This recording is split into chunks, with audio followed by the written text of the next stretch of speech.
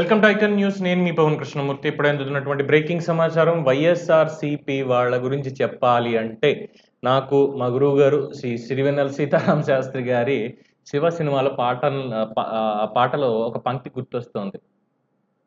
ఉందిగా సెప్టెంబర్ మార్చి పైన అన్నట్టుగా, ఉందిగా హైకోర్టుకు పైన సుప్రీంకోర్టు, లేదంటే సుప్రీం నుంచి మళ్ళీ హైకోర్టు అన్నట్టుగా ఈ 5 ఏళ్లలో వీళ్ళు చేసినటువంటి పని ఇదే.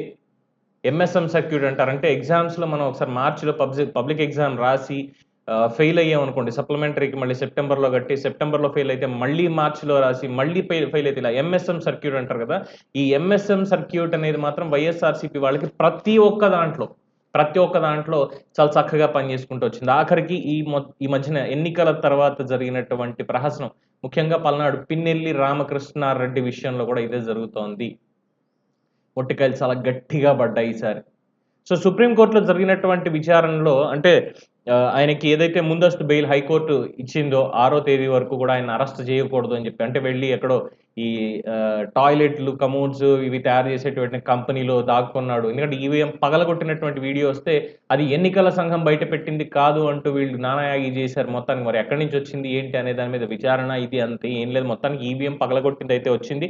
అందులో ఎవరెవరైతే అధికారులు దాంట్లో పాలు పంచుకున్నటువంటి వాళ్ళ మీద చర్యలు కూడా ఉండబోతున్నాయని తెలుస్తుంది. అయితే దీని మీద ఎవరైతే అక్కడ ఉండి తెలుగుదేశం పార్టీ ఏజెంట్‌కు కూర్చొని గాయపడ్డాడో సాయంత్రానికి నంబూరు శంకర్రావు, ఆయన సుప్రీంకోర్టుకెళ్లారు. సుప్రీంకోర్టుకెళ్లి ఈయనకి ఎందుకు అసలు బెయిల్ ఎందుకు ఇచ్చారు? అక్కడ ఈవీఎంని ధ్వంసం చేసినటువంటి దాంట్లో బెయిల్ ఎందుకు ఇచ్చారు అంటే మొత్తం అన్నీ కూడా విచారించినటువంటి సుప్రీంకోర్టు వెకేషన్ బెంచ్ జడ్జి గారు చాలా ఆగ్రహానికి లోనయ్యారు. ఆగ్రహం వ్యక్తం చేశారు. ఏం జరుగుతుంది అసలు? ఏంటిది? ఎలా ఇచ్చారు అసలు బెయిల్ అని చెప్పి హైకోర్టుకు కూడా అక్షంతలు కాస్త పడ్డాయనే విషయం తెలుస్తోంది. సో, ఏమిచ్చింది ఆదేశాలను చూస్తే గనక కౌంటింగ్ సెంటర్‌కి పిన్నెల్లి రామకృష్ణారెడ్డి వెళ్ళకూడదు. కౌంటింగ్ పరిసర ప్రాంతాలకి కూడా వెళ్ళడానికి వీల్లేదు.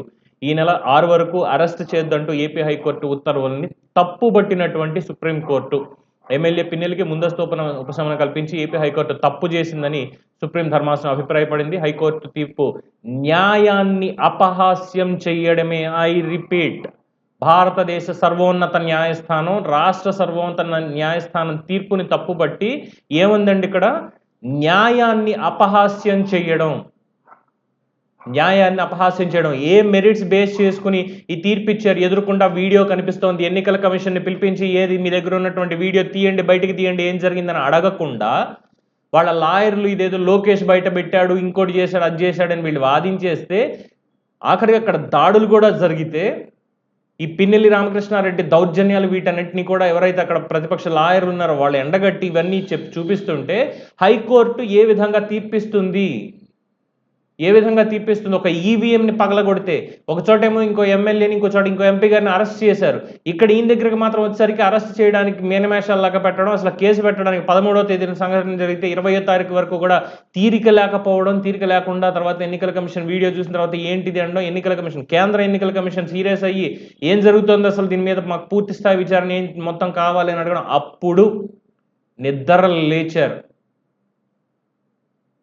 న్యాయాన్ని అపహాస్యం చేయడం కాదా? ఇప్పుడు నేను డైరెక్ట్‌గా హైకోర్టు వారిని అడుగుతున్నాను. నేను high court of Andhra Pradesh I'm asking them, ఇలాంటి వ్యక్తికి బెయిల్ ఇచ్చినటువంటి హైకోర్టుని ప్రజలు ఎలా చూడాలి? సుప్రీంకోర్టు తప్పుపట్టింది. ఇక్కడ సామాన్యుడు ఇంకొకళ్ళు కాదు, ఒక రాజకీయ పార్టీ కాదు, లేదంటే నేను కాదు, సుప్రీంకోర్టే తప్పుపట్టింది. న్యాయాన్ని అపహాస్యం చేసేలా ఉంది అని చెప్పి. ఖచ్చితంగా ఇక్కడ హైకోర్టుది తప్పు అని చెప్తోంది. ఇన్నాళ్ళు గర్వపడ్డాం. అంటే మొత్తం హైకోర్టు మొత్తాన్ని మనం అనడానికి లేదు. హైకోర్టు ఏ బెంచ్ అయితే ఇచ్చిందో, ఏ న్యాయమూర్తులు ఇచ్చారో ఇక్కడ వాళ్ళని మనం పరిగణలోకి తీసుకోవాలి.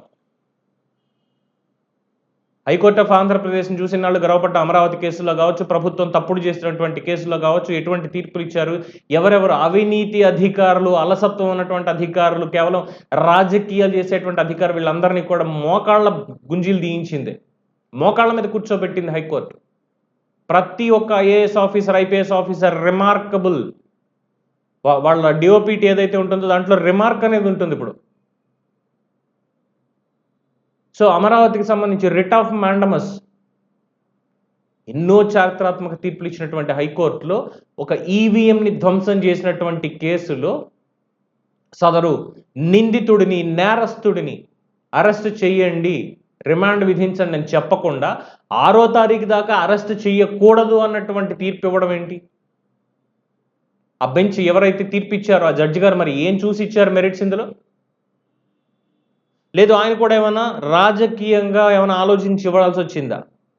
ఏమైనా ఒత్తిడి ఉందా ఆయన మీద? ఇప్పుడు అసలు సామాన్య ప్రజలు ఏంట్రా హైకోర్టు ఏంటి ఈ తీర్పు ఇచ్చింది, అందులోని పిన్నెల రామకృష్ణారెడ్డికి ఈ రకమైన తీర్పు ఇవ్వడం అంటే పొద్దున్న నేను ఏం చేసినా నాకు కూడా ఇలాగే ఇచ్చేస్తారా? సుప్రీంకోర్టు అంది కదా, న్యాయ వ్యవస్థని, న్యాయాన్ని అపహాస్యం చేయడం అని చెప్పి ఇందులో బెయిల్ ఇవ్వడం అంటే. ఆధారాలు లేని కేసులో రిమాండ్ ఇచ్చేసారు 53 రోజులు జైల్లోనే ఉంచారు. వరుసగా పెట్టుకుంటూ పోయారు కేసులు. ఏం జరిగింది అసలు, ఏమి ఆలు లేదు చూలు లేదు కొడుకుపోయారు సోమలింగం అని పెట్టిన కేసుల్లో ఇష్టం వచ్చినట్టు ఇచ్చారంటే వ్యవస్థల్ని ఇక్కడ ఖచ్చితంగా మేనేజ్ చేస్తున్నారు. వ్యవస్థల్ని ఖచ్చితంగా మేనేజ్ చేస్తున్నారు. చేసేటువంటి ఆ సన్నాసులు ఎవరో తెలియదు, చెయ్యబడుతున్నటువంటి వ్యవస్థలో ఉన్న సన్నాసులు ఎవరో నాకైతే తెలియట్లా. నిజంగా ఇది చాలా పెద్ద పదమే వాడడానికి. చేసిన సన్నాసులు, చెయ్యబడిన సన్నాసులు, అది ఏ వ్యవస్థ అయినా కానివ్వండి. సో ఇక్కడ గౌరవ సుప్రీంకోర్టు ఇక్కడ తప్పుపట్టింది అంటే ఏమనుకోవాలి మనం ఇక్కడ అసలు? సో మొత్తానికి మన హైకోర్టు ఇచ్చినటువంటి తీర్పు ప్రకారం నర్సరావుపేట కౌంటింగ్ సెంటర్కి వెళ్ళొచ్చు, మాచర్ల వెళ్ళడానికి వీల్లేదు అన్నారు. ఇప్పుడు అసలు ఏ కౌంటర్ దగ్గరికి కూడా, ఏ కౌంటింగ్ సెంటర్కి కూడా వెళ్ళడానికి వీల్లేదు, దూరంగానే ఉండాలి అని చెప్పాల్సింది. హౌస్ అరెస్ట్ చేయండి, మొత్తం అక్కడ పారామిలిటరీని పెట్టి దిగ్బంధం చేసేయండి అని చెప్పి ఉండాల్సింది. సుప్రీంకోర్టు ఏమైనా మర్చిపోయింది మనకు తెలియదు. బట్ ఇది ఎలా తీసుకొచ్చంటే మనం అసలు ఆయన ఈ కంప్లీట్ కౌంటింగ్ పరిసర ప్రాంతాలకి కూడా వెళ్ళకూడదు అంటే నిజంగానే మేబీ భద్రత రేపు పెట్టేటువంటి అవకాశం చాలా గట్టిగా ఉంది. లేదంటే చూసాంగా కత్తులు, కర్రలు, రాడ్లు, సుత్తులు ఏ విధంగా తీసుకుని రోడ్లమ్మట బయలుదేరారో అభిమానులు, అనుచరులు అంటూ ఇలాంటి అరాచకాన్ని ప్రోత్సహిస్తారు. పొద్దున్న ఎన్నికల కౌంటింగ్ కూడా సరిగ్గా జరగనివ్వరేమో అన్నటువంటి అనుమానాలు నాకు కలుగుతున్నాయి దీని మీద. బట్ సుప్రీంకోర్టు హెస్ సెడ్ న్యాయాన్ని అపహాస్యం చేయడం అని హైకోర్టుని.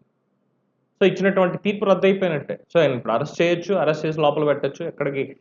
అలాగే మెరిట్స్ని బేస్ చేసుకొని మీరు దీన్ని ఖచ్చితంగా తొందరగా క్లోజ్ అయ్యేలా చూడండి అన్నారు. ఇంకా అప్పీల్కి వెళ్ళడానికి దీనికి ఏం లేదు. సుప్రీంకోర్టుకు సెలవులు ఉన్నాయి, ఓన్లీ వెకేషన్ బెంచే ఉంది. వెకేషన్ బెంచ్కి వెళ్ళినా కూడా దీంట్లో చేసేది ఏమీ లేదు, చేయగలిగింది ఏమీ లేదు.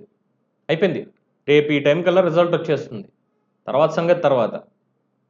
బట్ రిజల్ట్ రావడానికి ముందు కోర్టు మీద మచ్చపడడం అనేది చాలా బాధాకరంగా ఉంది హైకోర్టు ఆఫ్ ఆంధ్రప్రదేశ్ మీద.